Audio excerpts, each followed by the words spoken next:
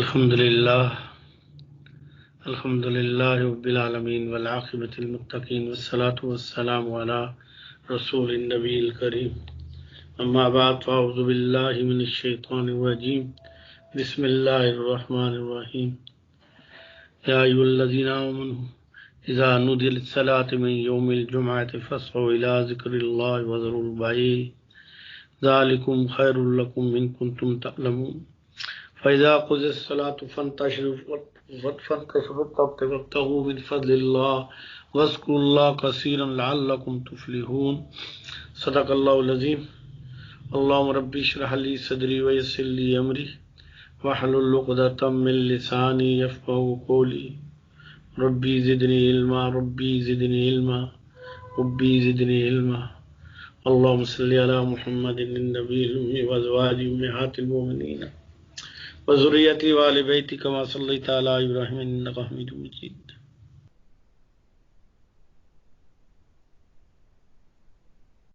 اللهم صل على محمد النبي الأمي وعلى آله وصحبه وبارك وسلم۔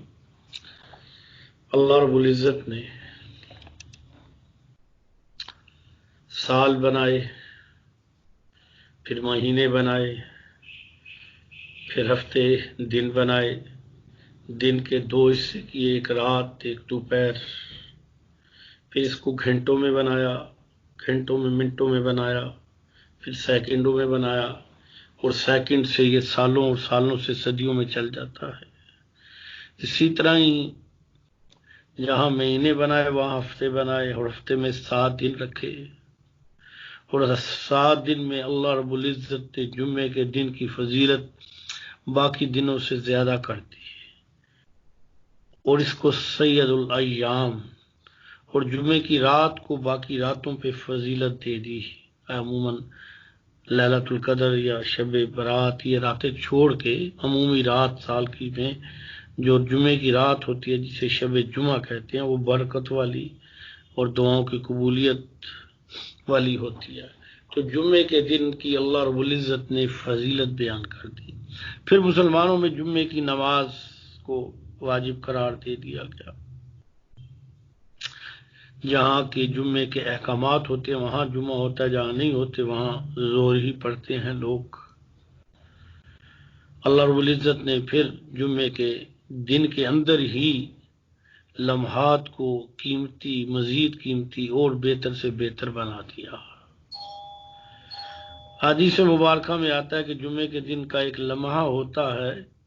کہ جس وقت دعا مانگی جائے وہ دعا قبول ہوتی ہے۔ محدثین نے اس پہ بڑی بحث کیا کہ کون سا وقت ہے۔ کسی نے کہا جب امام خطبہ دینے کے لیے، ایک ہوتا تقریر کرنا، ایک ہوتا خطبہ، جب جمعے کا خطبہ اذان سے پہلے امام بیٹھنے لگتا ہے تو خطبے کے لیے آئے بیٹھے۔ بعض نے کہا ہے کہ خطبے کے دوران جب وقفہ ہوتا ہے تو اس وقت، اور بعض لوگوں نے خطبے اقامت کے وقت، مختلف لوگوں نے مختلف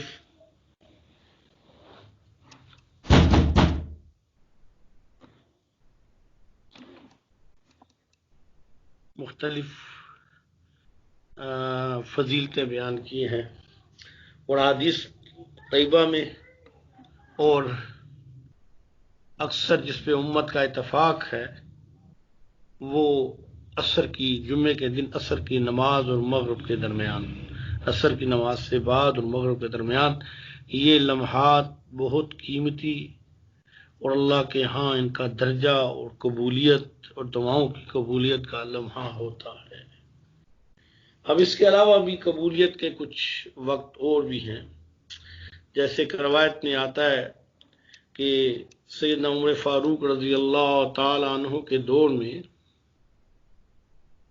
مسلمان فوجیں دنیا میں پھیل گئی تھی، تو شام کے قریب سعد بن ابی وقاص رضی اللہ تعالی عنہ ایک جگہ محاصرہ کیے ہوئے تھے، تو وہ فتح نہیں ہو پا رہی تھی اور حالات نہیں بن رہے تھے، اور دشمن نے اپنی فوج بھی بڑھا لی، تو بڑی پریشانی ہوئی۔ اس پریشانی میں سیدنا عمر فاروق رضی اللہ عنہ امیر المومنین تھے،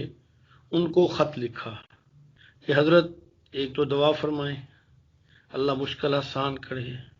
اور کچھ کمک بھیج دیں، یعنی کچھ ساتھی مجاہدین بھیج دیں فوج میں، تو تاکہ ہم ان سے لڑ سکیں۔ سید عمر فاروق رضی اللہ تعالیٰ نے خط پڑھا تو اسی کاغذ کے پچھلی طرف پشت پہ کاغذ ضائع کیے بغیر کوئی نیا لکھا کہ میں 2 اصحاب رسول تمہارے پاس بھیج رہا ہوں، اور انشاءاللہ یہ 2 جو ہیں یہ 2000 پہ بھاری ہوں گے۔ یہاں سے ثابت ہوتا ہے کہ صرف افراد کی تعداد نہیں، برکت پہ بھی ہوتا ہے۔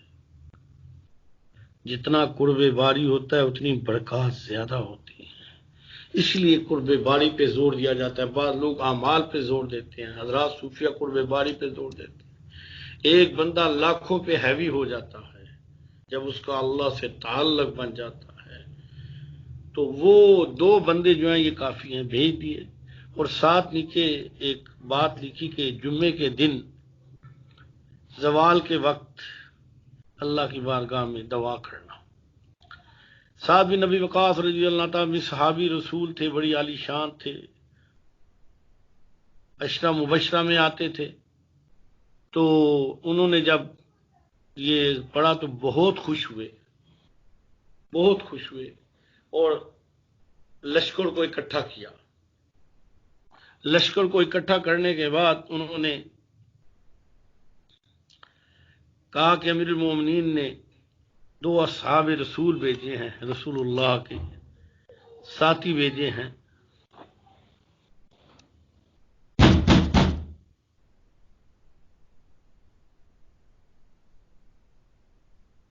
رسول اللہ صلی اللہ علیہ وسلم نے 2 ساتھی بھیجے ہیں جو فرمایا کہ 2000 پہ بھاری ہیں، اور اس کے بعد انہوں نے حکم دیا ہے کہ جمعے کے دن زوال کے وقت، تو فرمایا آج اس طرح کرنا ہے کہ آج جمعے کا دن جب زوال کا وقت ہو تو آپ سب لوگ اور میں بھی اللہ کی بارگاہ میں دعا کرنی ہے اور اللہ سے مدد مانگنی ہے۔ یقین تھا، کیفیت تھی۔ کیا ہوا؟ جمعے کا دن تھا، ایک تو صحابہ خوش ہوئے کہ صحابی مدینے سے 2 صحابی آ گئے۔ کسی نے کہا 2000 مانگے تو 2 بھیجے، کسی نے نہیں کہا۔ انہیں پتا تھا بات برکت سے ہوتی ہے، تعداد سے نہیں ہوتی، اسلحے سے نہیں ہوتا، اللہ کی مدد سے ہوتا ہے۔ اب جمعے کے دن زوال کے وقت میں دعا مانگنی شروع کی، اسی شام میں اللہ نے فتح دے دی۔ تو یہ وقت بھی بڑا قیمتی ہوتا ہے۔ پہلے میں نے سورہ جمعہ کی آیات تلاوت کی ہیں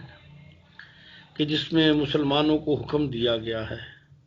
ایمان والوں، کہ جب جمعے کے لیے تمہیں بلایا جائے تو سب کچھ چھوڑ دو، سب کچھ چھوڑ دو، کاروبار بھی چھوڑ دو، کھانا پینا چھوڑ دو، سارے باتیں چھوڑ دو، اور جمعے کی تیاری کر کے اللہ کے ذکر کے لیے چلے جاؤ۔ فقہا نے یہاں اس کی شرح میں لکھا ہے کہ جمعے کی اذان کی آواز کا آنا ضروری نہیں، جمعے کے وقت کا داخل، زور کا وقت کا داخل ہو جانا، جو ہی زوال ختم ہو زور کا وقت داخل ہوتا ہے تو وہ جمعے کا ہی وقت ہے۔ تو وقت داخل ہو جائے تو اس کے بعد مرد کے لیے جس پہ جمعہ ہے، شہر کے لوگ کھانا پینا کاروبار کرنا جائز ہی نہیں، حرام ہے، سوائے اللہ نہانا ہے، کپڑے بدلنے ہیں، جمعے کی تیاری کرنی ہے، اس کے علاوہ سب کچھ ممنوع کر دیا گیا ہے کہ جمعے کا احترام، صرف جمعہ پڑھا نہ جائے، جمعے کا احترام کیا جائے، جمعے کا اہتمام کیا جائے۔ اور یہی میرے نبی صلی اللہ علیہ وآلہ وبارک وسلم کی سنت تھی۔ صحابہ رضوان اللہ تعالی علیہ مجمعین عموماً بعض نے لکھا ہے کہ صلاۃ تسبیح جمعے کے دن پڑھتے تھے۔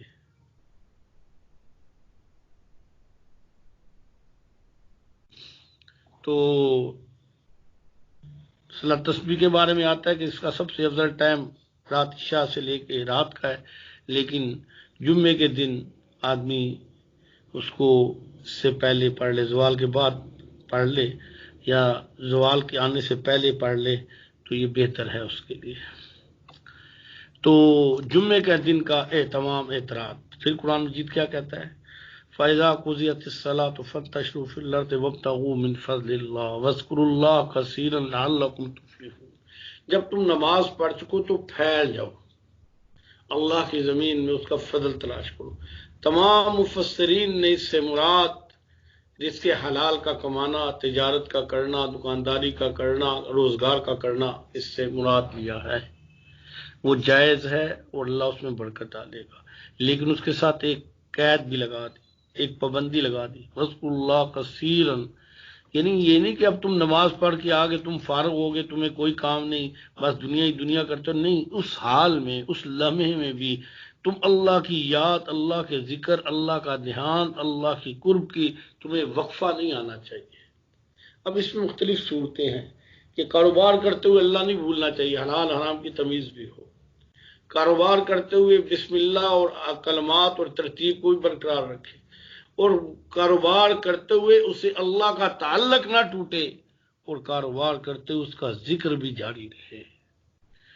حضرات صوفیہ کہتے ہیں جب آدمی کو ذکر خفی نصیب ہو جاتا ہے، ذکر قلبی نصیب ہو جاتا ہے، اس کا دل راسخ ہو جاتا ہے، دل میں یاد الہی آ جاتی ہے، تو پھر اسے وقفہ نہیں آتا، وہ سویا بھی ہو، کاروبار بھی کرے، وہ پاک بھی ہو، اس کا وجود ناپاک بھی ہو، لیکن اس کو باطنی و قلبی کیفیت پہ فرق نہیں آتا۔ تو جمعے کے دن کی بڑی فضیلت ہے، بہت فضیلت ہے، جمعے کا اہتمام کرنا چاہیے، اور جمعے کے اہتمام کی بڑی برکات ہوتی ہیں، بہت برکات۔ پھر جمعے کے دن سورہ کاف کے پڑھنے کی بڑی فضیلت ہے، حدیث میں بہت فضیلت ہے، اہتمام امت میں بہت اہتمام ہے، یہاں ہمارے یہاں تو تھوڑا ہے، عربوں میں نے دیکھا ہے کہ سورہ کاف کا بہت اہتمام کرتے ہیں۔ اور اگلی بات جو حدیث مبارکہ میں جمعے کے روز کے لیے آتی ہے، آپ نے فرمایا کہ مجھے درود شریف مجھ پہ پڑھا کرو، جمعے کے دن زیادہ پڑھا کرو، مجھے پہنچایا جاتا ہے جو درود شریف۔ اور جمعے کے دن ایک روایت میں ہے کہ میں خود سنتا ہوں، اللہ پاک درمیان کے فاصلوں کو ختم کرتے ہیں، آپ اپنے مقام پہ ہی ہیں، وہاں سے آ نہیں جاتے، لیکن اللہ اس فاصلے کو سمیٹ دیتے ہیں اور درود شریف پہنچتا ہے۔ تو جمعے کے درود شریف کی تعداد عام دن سے زیادہ ہونی چاہیے، روزانہ ایک آدمی 500 دفعہ پڑھتا ہے تو اس دن 600-700 کر لے یا ڈبل کر لے، کوشش کرے تو اللہ انشاءاللہ اس کی ضرور مدد کرے گا اور اس کی روٹین بن جائے گی۔ اور یہ کام جو میں نے عرض کی ہیں، یہ جو باتیں عرض کی ہیں، ان کا اہتمام خود بھی کرے، عورتیں بھی کریں، روز اس کا درود شریف کا، سورہ کاف کا، اعمال کا، جمعہ پڑھنے تو انہوں نے نہیں جانا، باقی جو ہیں وہ ضرور کریں، دعائیں مانگیں، ترتیب کریں، اس کو اپنائیں۔ اور جمعے کے دن کا غسل بھی حدیث مبارکہ سے ثابت ہے، سنت ہے، اس کی فضیلت ہے، کپڑے نئے ہوں یا اجلے ہوئے ہوں، صاف ہوں لیکن پاک ہونے چاہیے۔ تو جمعے کے دن کے اہتمام کے ساتھ یہ اس کو اپنایا جائے تو اعمال میں اللہ نے جیسے جمعے کو سید الایام بنا دیا، جو سردار ہے دنوں کا، اور یہ ایسی بات ہے کہ جب سیدنا آدم علیہ السلام کو پیدا کیا گیا تو جمعہ تھا، جب قیامت آئے گی تو جمعہ ہوگا، اور جب جنت میں جنتی چلے جائیں گے، جنت میں جنتی چلے جائیں گے اور آپ سارے کے سارے اللہ نعمتیں مل رہی ہوں گی، تو وہاں بھی ایک جمعے کا دن ہوگا جس دن اللہ کی خاص تجلی اور زیارت نصیب ہوگی، اور اس مقام کا جگہ جو ہے اسے مقام مزید کہتے ہیں، وہ ایک جگہ ہوگی مقام مزید، وہاں سارے جنتی اہل جنتی اللہ اکٹھے کر دیں گے، ہر جو نبی ہے وہ آگے اس کی کرسی ہوگی، ممبر ہوگا، اس کی عالی شان وہ مقام ہوگا، اس کے پیچھے اسی درجے کے اعتبار سے لوگ جو ہے نا اسی جس درجے کا اللہ سے تعلق ہے اسی درجے کے اعتبار سے پیچھے صفوں میں ہوں گے، اور وہاں پھر وہ جب جائیں گے تو اللہ کی ایک خاص قسم کی انہیں تجلی نصیب ہوگی جو پہلے نصیب نہیں ہوئی تھی، ہر جمعے کو ایسا ہوگا، اور اس تجلی اس کیفیت میں ایسی لذت ہوگی، ایسا محو ہو جائے گا کہ جنتی پچھلی جنتی کی نعمتیں بھی ساری اسے بھول جائیں گی، اور اس اللہ کی تجلی کا اتنا اثر ہوگا، اس سے بات اللہ اللہ کا رنگ وہ ایسا ہوگا کہ جنتی کے چہرے، اس کے وجود، اس کی ہر چیز پہ اس کی اثرات مرتب ہوں گے، فرق آ جائے گا۔ ایک روایت میں ہے جسے کتابوں میں لکھا ہے، قاری محمد طیب رحمۃ اللہ علیہ نے ایک جگہ لکھا بھی ہے کہ وہ جو دنیا میں لوگ جمعے کی نماز کے لیے جاتے تھے اور آگے جاتے تھے، جلدی جاتے تھے، یعنی جلدی جلدی انتظام کرتے تھے، آگے بیٹھتے تھے اور خطبے کے دوران امام کو بھی دیکھتے تھے، یعنی قریب ہوتے تھے، اس دن اللہ پاک کا انہیں قربت بھی اور دیکھنے کی بھی شہادت دوسروں سے زیادہ ملے گی۔ تو یہ عورتوں کے کوئی نہ سوچے کہ ہم تو پیچھے رہ گئے۔ ایک بات یاد رکھیں، یہ جو مرد عورت کا اللہ نے میاں بیوی کا رشتہ بنایا نا، یہ بڑی خوش نصیبی والی بات ہے۔ اگر یہ دین کے نسبت سے بنے تو سراپا رحمت ہے۔ مرد جتنے اعمال کر رہا ہے اس کے اپنے کھاتے میں ہے، جو عورت جتنی کر رہی ہے اپنے کھاتے میں ہے، اور جب یہ دنیا سے رخصت ہوں گے تو جنت میں دونوں کا جمع ہو کے یہ ڈبل ہو جائے گا۔ جیسے ایک میاں بیوی دونوں ملازمت کرتے ہیں تو ان کی آمدن زیادہ ہو جاتی ہے، اس طرح ان دونوں کی وجہ سے ان کی جنت باقیوں کی نسبت بڑی وسیع ہو جائے گی۔ اور ان دونوں میں مثلا عورت نیک ہے، بہت ہی نیک ہے، ولی اللہ، مرد ذرا ماٹھا ہے بیچارہ، تو وہ مرد پیچھے نہیں رہے گا، وہ عورت کے مقام پہ آ جائے گا۔ اور مرد بہت نیک ہے، عورت پیچھے رہ گئی ہے تو عورت مرد کے مقام پہ آ جائے گی۔ جیسے امہات المومنین نبی نہیں ہے لیکن نبیوں سے بلند ہوں گی، نبی وسلم کے ساتھ جو ہوں گی، اور نبی وسلم سب سے بلند ہوں گے۔ تو اس اعتبار سے یہ جو نیک میاں بیوی کا رشتہ ہے نا، اس لیے حضرت عمر فاروق رضی اللہ تعالیٰ کی ایک روایت ہے کہ ایمان سب سے بڑی نعمت ہے، اس کے بعد دوسرے نمبر پہ نیک بیوی کا ہونا ہے، اس کی وجہ سے اولاد نیک ہوتی ہے۔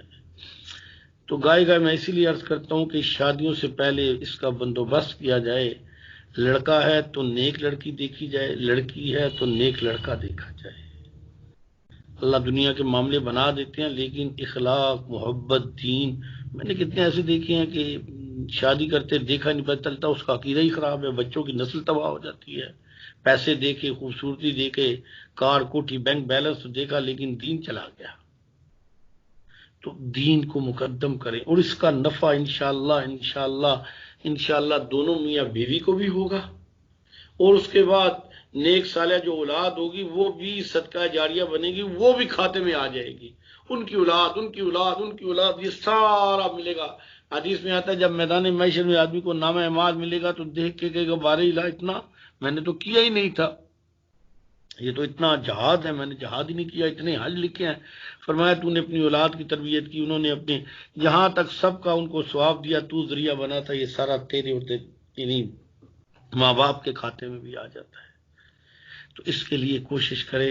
ہمارے ہاں معذرت کے ساتھ ایک کچھ عرصے سے بڑی پریشانی بنی ہے کہ بچیاں جو ہیں وہ ایجوکیشن میں لڑکوں کو کراس کر گئی ہیں، اور اس کی وجہ سے ان کی شادیاں یا تو لیٹ ہو جاتی ہیں یا رہ جاتی ہیں، اور اس سنت سے بھی معروم ہوتی ہیں، اور بیمار بھی، ذہنی بھی بیمار ہو جاتی ہیں، اور اس کے نقصانات جوانی میں تو نہیں پتہ چلتا، جب یہ 55 سال سے اوپر جاتی ہیں پھر گھر میں کوئی قیام کی جگہ نہیں ہوتی، اور بیماری سے کھانسنے تھونکنے بھی کوئی نہیں دیتا، تو سخت احساس ہوتا کاش شادی کر لی ہوتی، اپنے بچے ہوتے، کوئی خدمت کرنے والا تو ہوتا۔ میں نے ایک نہیں، میں نے بہت کیس دیکھے ہیں، میں اس لیے عرض کر رہا ہوں اس ایجوکیشن سسٹم نے تباہ کر دیا ہے۔ میں نے جی ابھی ایم اے کرنا ہے، ایم اے کر لیا، اب ایم فل کرنا ہے، اب پی ایچ ڈی کرنی ہے، وہ بیچاری 35-36 میں ہو جاتی ہے۔ اب 35-36 کی تو وہی کرے گا جس کی بیوی فوت ہو گیا، اس نے دوسری کرنی ہے، یا بیوی طلاق ہو گیا تو دوسری کرنی ہے، ورنہ 25 سال نے تو 35 سال والے سے نہیں کرنی۔ میں نے پہلے معذرت کی ہے۔ تو یہ کوئی اچھا عمل نہیں ہے، یہ سنت کے بھی خلاف ہے، اصول کے بھی خلاف ہے، صحت کے بھی خلاف ہے، اور عموماً میں نے دیکھا ہے ایسی عورتوں کا بڑھاپا خراب ہوتا ہے۔ کتنے ایسے لوگ ہیں بچیوں کے بڑے اچھے رشتے آتے ہیں تو ریفیوز کر دیتے ہیں، بعد میں رشتے آنے بند ہو جاتے ہیں تو بیٹھ کے روتے رہتے ہیں۔ جب بھی آپ حدیث میں آتا ہے کہ جب اچھا رشتہ آئے تو اس کو فوراً کر لو، استخارہ کرو، اللہ پہ چھوڑو، اللہ خود اسباب بنا دے گا، اللہ بنانے والا ہے۔ تو اس لیے گزارش ہے کہ سنت کے مطابق زندگی گزارنے سے، کرنے سے ہر کام سیدھا ہوتا ہے۔ اسی طرح بعض گھرانوں میں لڑکے کی عمر بہت ہوتی ہے، جی اب اس نے کمایا نہیں، ہم اس کا کھائیں گے تو پھر کریں گے، یا پھر ہمیں ایسی امیر لڑکی چاہیے جو جہیز میں گھر کا پورا سامان لے کے آئے، تو وہ آ تو جاتی ہے لیکن چڑیل ہوتی ہے، وہ پھر وہ ساس کو کہتی ہے تو نکل جا، گھر تو میرا ہے، سامان تو میرا ہے۔ تو بھی جب دین کو اختیار کرو گے تو اللہ کی مدد بھی اترے گی، محبتیں بھی اتریں گی، اللہ کی رحمتیں بھی اتریں گی۔ تو میں نے جمعے کے دن کی فضیلت بیان کی ہے، اور اس کے ساتھ کہ یہ اللہ کے ساتھ جمعے کے نماز کے بعد اللہ سے تعلق ٹوٹے نہیں، وہ یہی ہے کہ ذکر اذکار سے وہ اللہ سے ایسا تعلق بن جائے کہ دنیا کماتے ہوئے بھی اللہ سے منقطع نہ ہو، ہر عمل کرتے ہوئے اللہ کے ساتھ اللہ کی معیت اسے نصیب ہو، ہر عمل کرتے بھی رسول اللہ کی غلامی کے ساتھ ادا کرے۔ اللہ ہمیں ایسا کرنے کی توفیق نصیب فرمائے، اور اللہ ہمارے گناہ معاف فرمائے۔ اور جمعے کا اہتمام تو اللہ پاک، آج تو عرب میں جمعہ بھی ہے اور روزہ بھی ہے، دو نور آ گئے ہیں ان کو، تو اللہ پاک رمضان کی برکتیں ہم سب کو دے اور رمضان کا اہتمام کرنے کی توفیق نصیب فرمائے۔